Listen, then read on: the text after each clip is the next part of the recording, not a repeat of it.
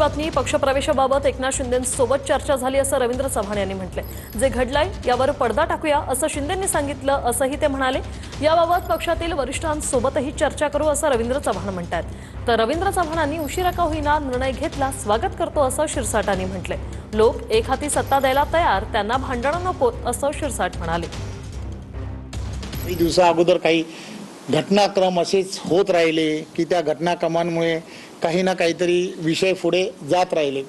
कालच या संदर्भामध्ये 2 दिवसा अगोदर आदरणीय एकनाथराव शिंदेजी उपमुख्यमंत्री आमचे महायुतीतले नेते आहेत त्यांच्याशी चर्चा झाली आणि त्यांनी या संदर्भामध्ये विषय जे आहेत ते विषय आपण अधिक वाढवू नयेत असं ज्यावेळेला सांगितलं त्यावेळेला मी त्यांना म्हटलं की आपण काय करावं ते लवकरच आम्ही सर्वजण देवेंद्रजी मी आणि ते आम्ही सर्वजण बसणार आहोत. त्यामुळे त्यांनी असं मला सांगितलं की जे घडलं आहे त्यापैकी काही गोष्टींवरती आपण पडदा टाकला पाहिजे.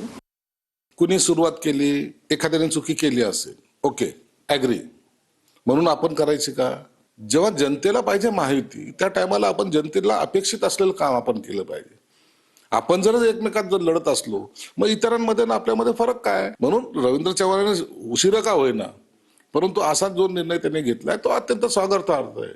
त्याचं स्वागत करतो आम्ही. एक हाती सत्ता द्यायला लोक तयार आहेत, मग त्यावेळेला तुमच्यामधली भांडणं त्यांना नको आहेत आणि मला वाटतं त्याची सुरुवात रवींद्र चव्हाणांनी त्यांच्या प्रेसमधून केलेली आहे आणि या महानगरपालिकेमध्ये निश्चितच महायुती ही सत्तेत येईल.